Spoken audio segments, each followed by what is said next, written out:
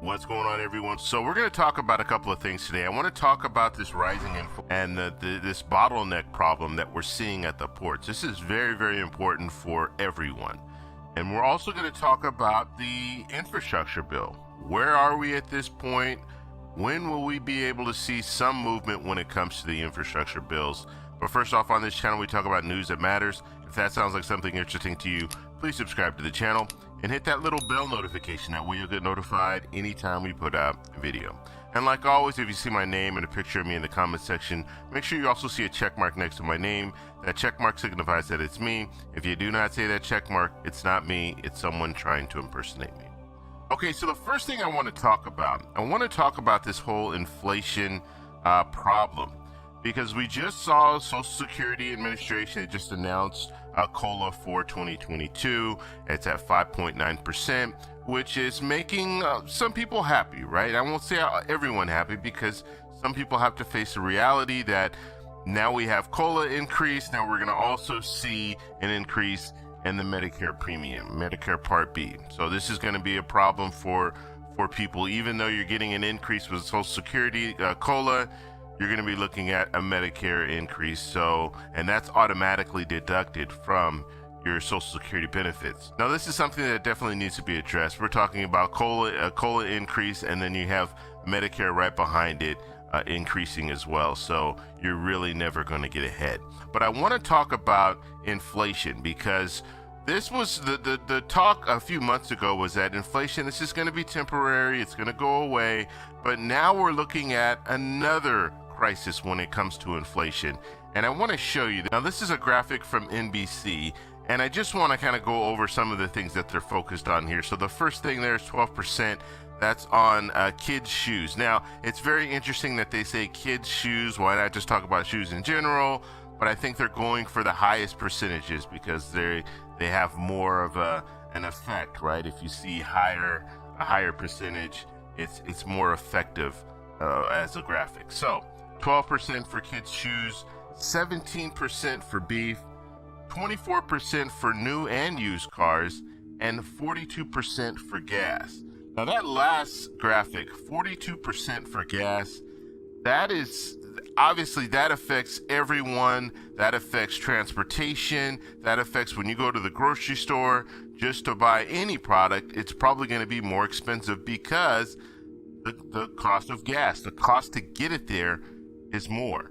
And so this is something that we really need to pay attention to, because we're moving into the holidays right now. We're going to be looking at people going out and shopping. We have Black Friday on the horizon. We have all these different shopping days, and it looks like the cost of everything will be going up. So that means for people on a fixed income, people on Social Security, retired individuals, they're going to be looking at a situation where now they're going to be paying more for the same product that they bought last year. They're going to be paying more this year for.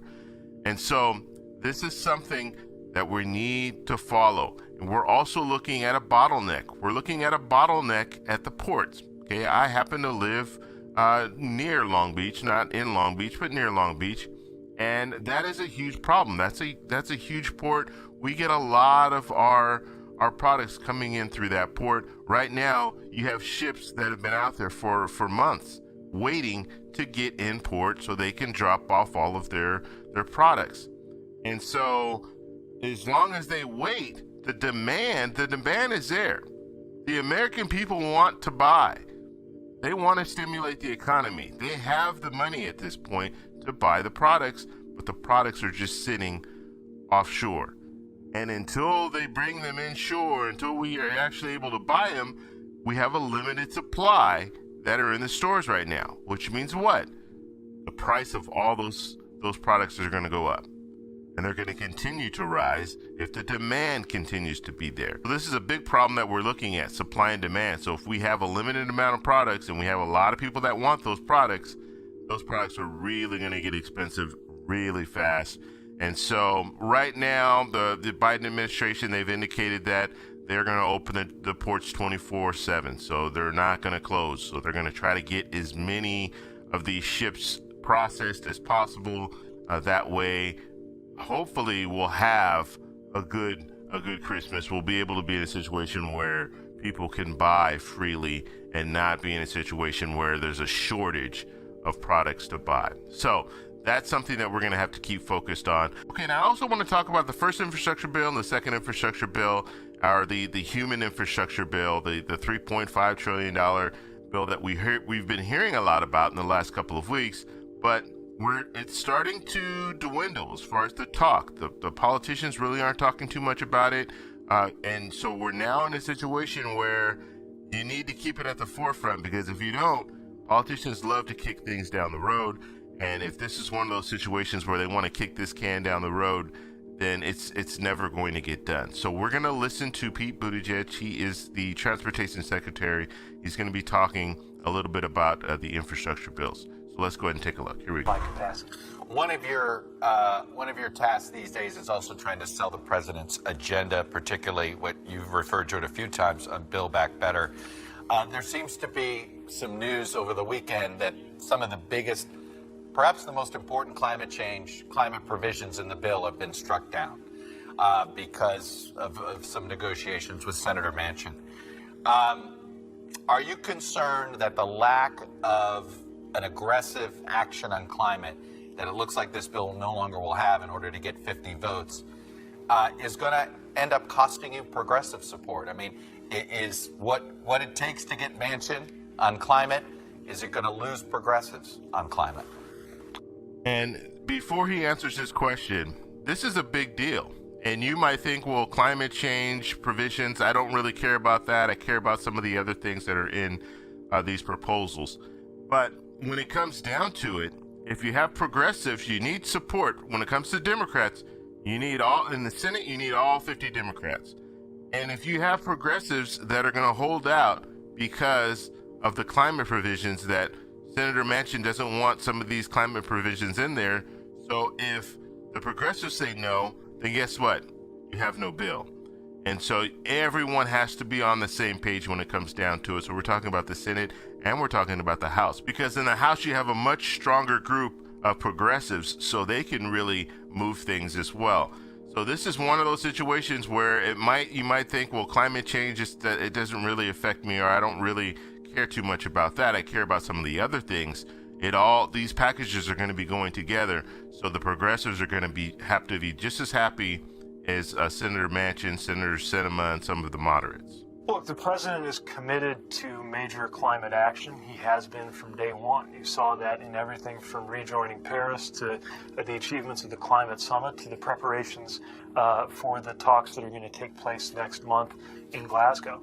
And this is important, not just morally, but also economically, something I think we need to recognize, that like any maintenance issue, and this is basically a maintenance issue for the planet, the longer you take to deal with it, the more there will be costs in livelihoods and in dollars, and of course in lives. So this remains a core commitment of this administration, and of course my slice of it as Transportation Secretary is one that we're working very hard on to prepare America for a future with more electric vehicles and to decarbonize other sectors of transportation, which amounts to the biggest part of our economy when it comes to emissions right now. Are we going to hold up the bipartisan infrastructure bill any longer than October 31st if there's no deal on the larger? Look, I'm not going to predict legislative mechanics. What I will say is that we've got to get this done. And we've got to get this done for the American people and the American economy. Look, the Build Back Better vision and the infrastructure bill are supported by a majority of Americans. They're going to make lives better concretely in this country. They're going to strengthen the economy. And one underappreciated aspect of the president's agenda is that it will also lower the inflationary pressures that we're experiencing in this economy by making it easier for people to thrive and do well in the workforce, and by, of course, improving our infrastructure that is so important to the supply chains that we've been talking about this morning. Okay, so that was Pete Buttigieg talking about the infrastructure bills and why it's important for them to get them through as fast as possible. And they really don't have an answer when you ask them, is this going to get done by October 31st, or what are we looking at here? And they just all say the same thing: it has to get done. And that's the issue. That's the serious issue. How are you going to get to that point? We know it needs to get done, but how are we going to get to that point? And so he also talked about inflation at the very end there, and this could decrease inflation, which would be good. And part of the reason, one of the things, there's $17 billion that's allocated for the ports, and that would help with getting these products that are sitting offshore right now, getting them to port.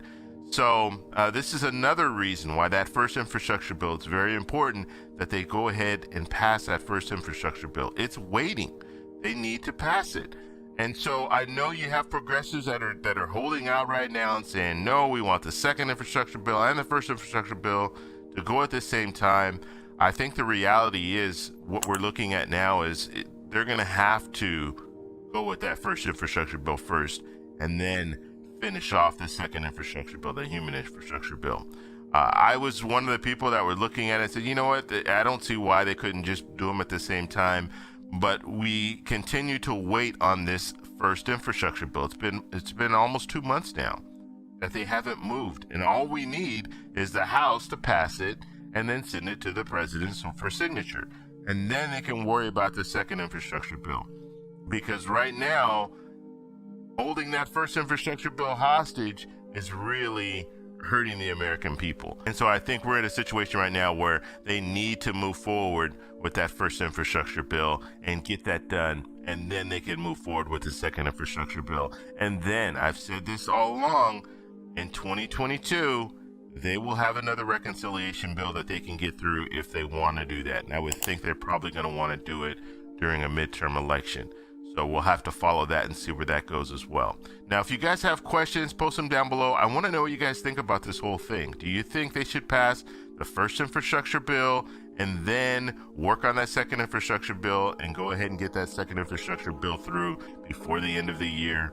Or do you think they should still try to hold off and do the first infrastructure bill and the second infrastructure bill at the same time? Let me know your comments down below. If you like this video, please give me a thumbs up. Please subscribe for more, and I'll talk to you in the next one.